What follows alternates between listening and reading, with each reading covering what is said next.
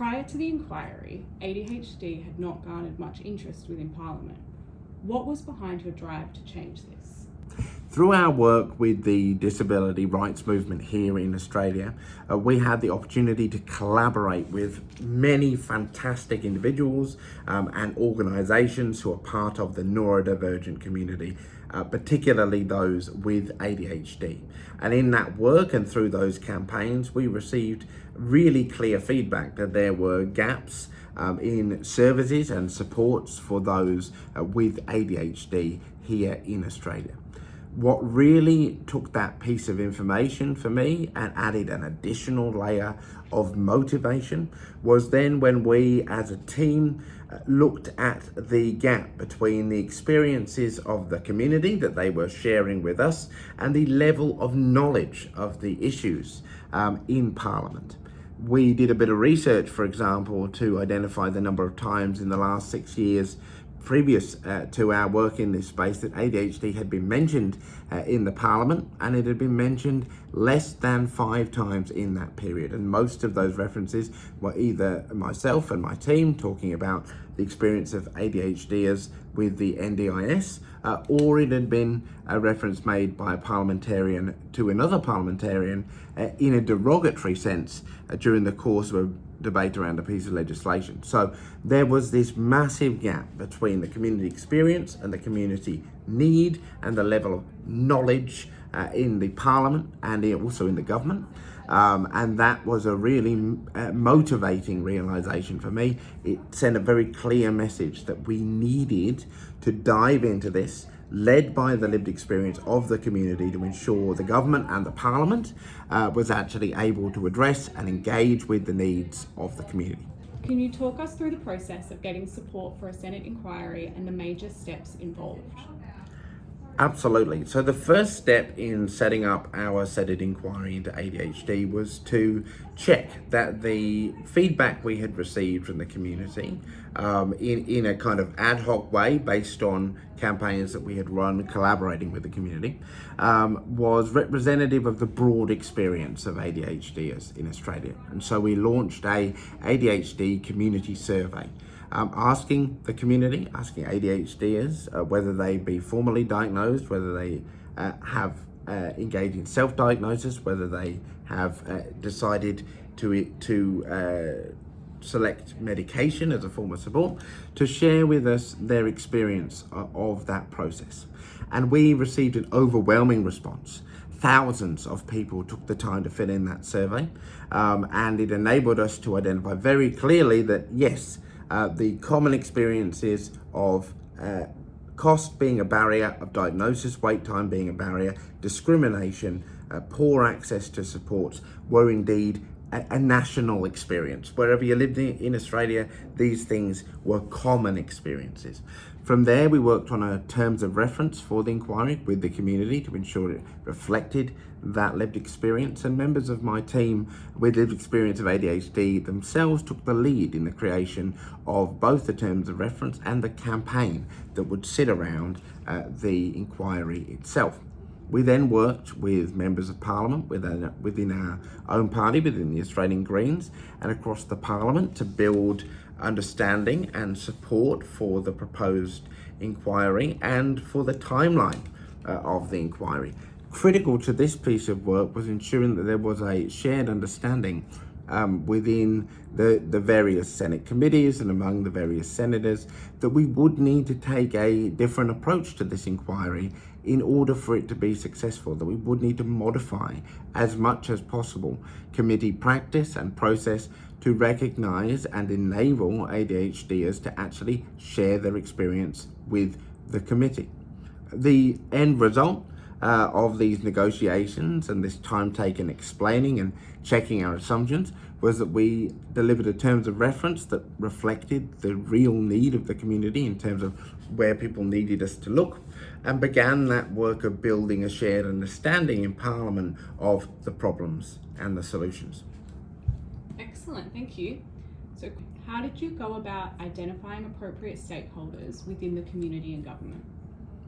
Well, we as a team take a lived experience first approach.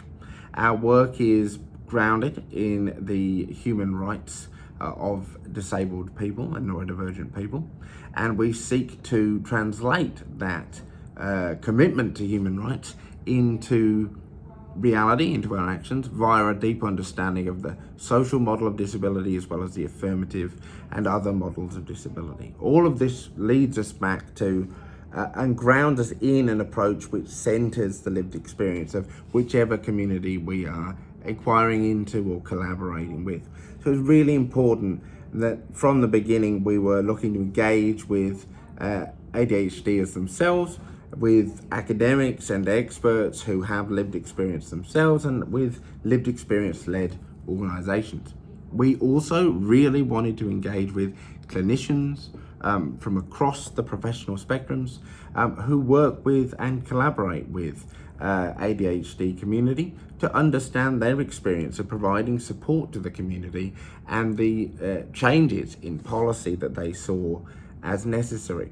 We were additionally keen to make sure that the witnesses we brought before the committee, if they engaged in a spreading of myths or misconceptions around ADHD, and these myths and misconceptions are still very prevalent in the discussion, that they were challenged clearly, and that the community saw that that was what was occurring, so there could be trust in the inquiry process. Of the many submissions that the committee received, what were some of the major themes? So the major themes that were raised in the submission were firstly cost. The cost barrier to getting diagnosis is profound. Witnesses gave us evidence speaking to thousands of dollars, tens of thousands of dollars being needed to access diagnosis. Completely prohibitive for many of those searching for diagnosis.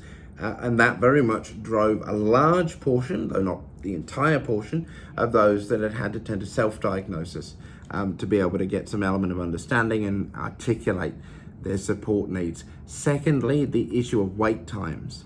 For those that were able to access and overcome the cost barrier, people then join a queue that is often 6 months, a year and a half, 2 years long. Meaning that they go for an extended period of time without the understanding and supports that they may otherwise access and often very desperately need. Those wait times get worse if you need a pediatric psychologist or psychiatrist to be involved, or if you live in a rural or regional setting. Third, misunderstanding and discrimination, whether it be medical misogyny, whether it be myths about what ADHD looks like and what it doesn't look like in certain cohorts of the community, or whether it be discriminatory ideas as to why somebody may or may not be accessing or seeking to access medication. There was so many pieces of evidence that built a common theme around misunderstanding and discrimination. And fourth and finally, I would say inconsistent regulation and treatment of various ADHD related medications, whether it be each state and territory regulating substances such as dexamphetamine in different quantities with different requirements or different prescribing requirements particularly, or whether it be the types of medication that are or are not publicly subsidised here in Australia. The inconsistency across the board was in itself a barrier and reflected outdated thinking of policy makers of the past as they sought to regulate these different substances and medications. So those were, I would say, the four most consistent themes. And was there anything that came through in those submissions that you or the committee found surprising? Because of the extensive amount of community engagement and consultation that we conducted prior to our launching of the inquiry, and because members of my team were proudly those with ADHD, the evidence that we took as a committee didn't necessarily come as a particular surprise to me. It very much did come as a surprise to other members of the committee who weren't aware of these issues and barriers in the same level of detail.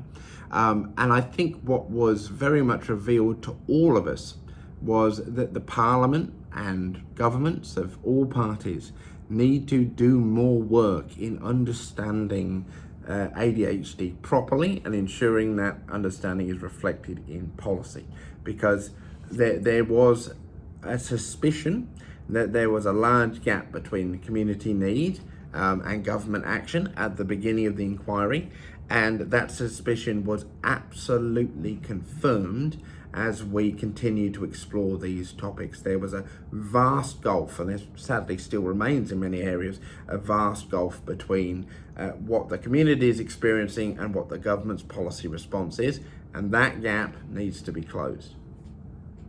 And what are the next steps for the Senate inquiry? The next step for the Senate inquiry, and it's slightly ironic, we delivered our report many months ago. The government had a deadline to respond to that report and has failed to meet the deadline for response.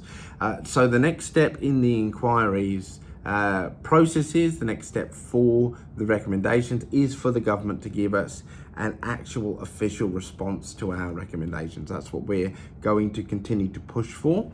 And then once we have that response, we can continue the work from there. And going forward, what does success look like to you? What do you hope is the outcome of this inquiry and this process? To myself, my team, and to the Australian Green, success looks like the removal of the barriers the inquiry identified, particularly the barriers of cost and the barriers in terms of wait time and discrimination that exists in the various different government systems. To come to an understanding of yourself as an ADHD or somebody that would like to explore diagnosis often requires a deep amount of emotional work and emotional labour, to say nothing of the money you might have had to expend even to get to that point. Once you get there, once you get to the point where you would like to explore a diagnosis or self-understanding, or to ask for a support or to a modification, like your role in that process in terms of finding money and time should end. You should simply have to find whatever you need in yourself to go through that diagnostic process, to make that ask, to begin that journey of understanding. And that's the world and the system we've got to build together, one that is free of the barriers of cost and excessive wait time, so people can just get the information and the understanding and the supports that they need to live a good life.